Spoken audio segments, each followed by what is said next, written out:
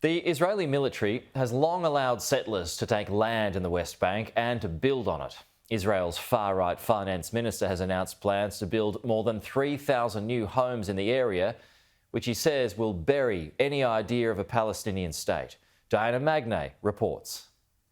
So this is known as the E1 settlement, and it would be new homes built between the West Bank and East Jerusalem. Basically, it's a patch of unsettled land just on the outskirts of East Jerusalem.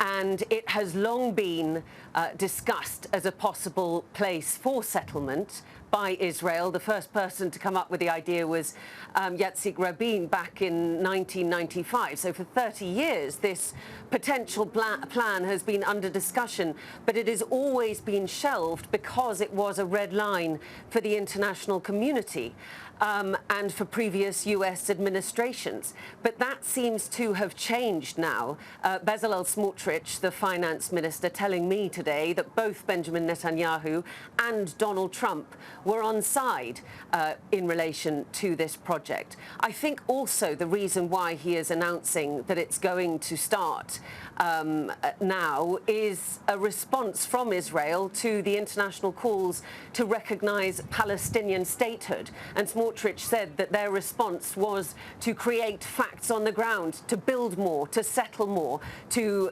bring Jewish life to more of the West Bank, effectively, the occupied Palestinian territories. It has long been his goal to see the West Bank annexed, and this is one more manifestation of that. And importantly, he thinks that this is the way to kill off the idea of any kind of Palestinian state. Let's just listen to the exchange that I had with him.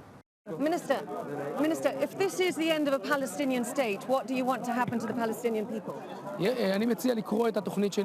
I suggest reading my plan, the decision plan which I published in 2017. If a Palestinian state is established, it will be a dictatorship with no human rights, no freedom and no democracy. They will throw homosexuals from the roof. We offer them an economic and civic future filled with civil and democratic rights.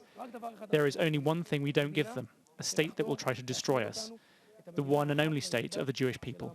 I should add that Bezalel Smotrich, alongside the other far-right minister in Benjamin Netanyahu's coalition, Itamar Ben-Gvir, have both been sanctioned for inciting violence against Palestinian civilians in the West Bank. So his comments on safeguarding Palestinian rights need to be seen in that light. But also, I think this does show the direction of travel in Israel. Just last month, we saw the Knesset, the Israeli parliament, approve a motion for the annexation of the West Bank. And this plan to start building the E1 settlement all follows that kind of logic, which has really gathered pace over the last couple of years. We've seen much more settlement in the West Bank, and especially given the fact that we have these two champions, really, of the far-right settler movement within the actual government in Smotrich and Ben-Gvir.